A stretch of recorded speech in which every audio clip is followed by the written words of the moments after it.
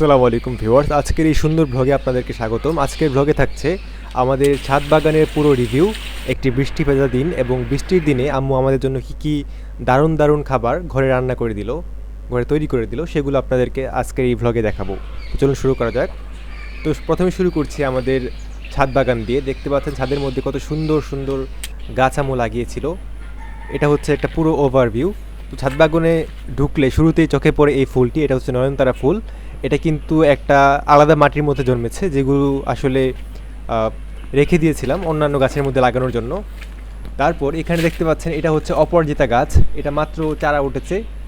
তো এটার মধ্যে এখনও কোনো প্রকার ফুল হয়নি। এবং সাথে দেখতে পাচ্ছেন একটা ডালের মতো, এটা কিন্তু আসলে একটা কাঠগোলাপ গাছ। এবং এই একই সাথে এখানে আশেপাশে অনেক ধরনের শাকের গাছ, সবজির গাছও উঠেছে। এটা হচ্ছে একটা গোলাপ গাছ, এটিকে আম্মু কিনে এনেছিল 12 মাসি গোলাপ হিসেবে, কিন্তু গোলাপের তেমন একটা দেখা পাওয়া যাচ্ছে না। আর এই যে দেখতে পাচ্ছেন কালারফুল এই মরিচের গাছটি, এটি কিন্তু খুবই সুন্দর একটি গাছ ছিল। তারপর এটা হচ্ছে টাইম ফুল গাছ, এটাতে কিছুদিন আগে ফুল হয়েছিল, কিন্তু বৃষ্টির কারণে ফুলটি ঝরে পড়ে যায়। আর এই যে গোলাপ ফুলটি, এটি কিন্তু এখনও আছে। আম্মুর প্রিয় গোলাপ ফুল, তাই আম্মু গোলাপ ফুলের বেশ কয়েকটা গাছ এনে লাগিয়েছে। একই সাথে দেখতে পাচ্ছেন একটা লাল মরিচ হয়েছে, খুবই সুন্দর দেখতে। এখন কিন্তু মরিচের দাম অনেক বেশি এবং সেজন্য কিন্তু এখানে মরিচ লাগিয়ে বেশ উপকার পাওয়া যাচ্ছে, যেহেতু মরিচের দাম অনেক বেশি। আর দেখতে পাচ্ছেন এখানে কাঁচা মরিচ আছে এবং একই সাথে এখানে কিছু সুন্দর দেখতে রঙিন পাতার মরিচ আছে, এগুলো হচ্ছে সম্ভবত 12 মাসি মরিচ। পাশের লেবু গাছটা থেকে কিন্তু পাতা এনে প্রায় তরকারিতে ইউজ করা হয়। তারপর দেখতে পাচ্ছেন আম্মা আমাকে ধনিয়া পাতার কিছু বীজ দিয়ে দিল, এগুলোকে আমি 2 ভাগ করে দুটো কন্টেনারের মধ্যে ছড়িয়ে দিলাম। এতে পরবর্তীতে বৃষ্টি এলে ধনিয়া পাতার একটা ফলন হবে। তারপর এই যে দেখতে পাচ্ছেন এটা হচ্ছে ডাটা গাছ, ডাটা গাছগুলো অনেক পুরনো, এই ডাটাগুলো আসলে তোলা হয়নি, যার জন্য এত বড় হয়ে গেছে।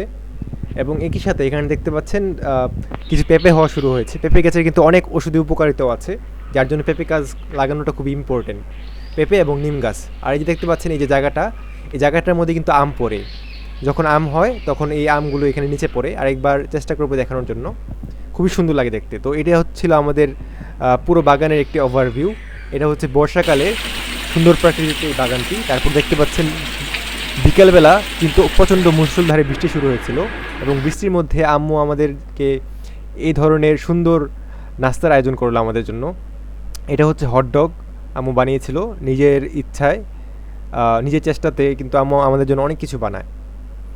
তো দেখতে পাচ্ছেন এটা হচ্ছিল পিৎজা। পিৎজাটা আম্মু খেয়ে বললো অনেক মজা হয়েছে, আমার ছোটো ভাইয়েরও খুবই প্রিয় ছিল এই পিৎজাটা। এই জন্য আম্মু প্রায় এই ধরনের পিৎজা বানায়, আমারও খুবই প্রিয় পিৎজা।